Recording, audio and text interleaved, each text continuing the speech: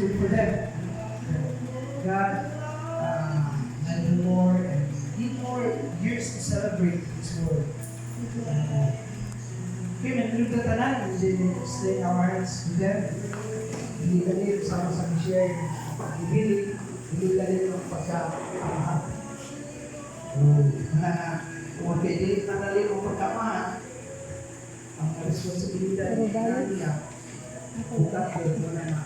Let's help them. To pray, to thank God always that they are always naas ka naman. Let's pray.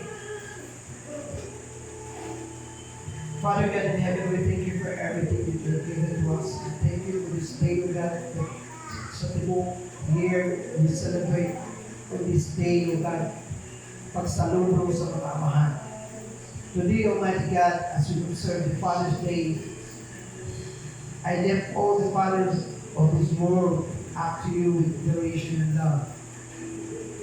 Fathers play an integral role in the lives of our children as mentors, providers, caregivers, and so much more, and also provide a fair foundation on which our children stand.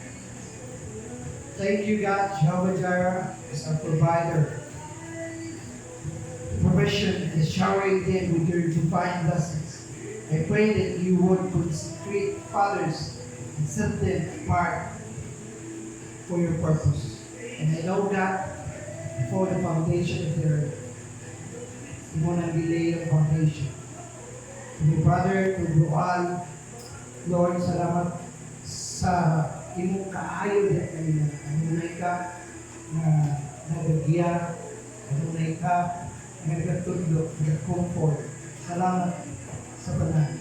All the glory belongs to our Father in heaven. In Christ's name, Amen. Happy Father's Day, Tanan!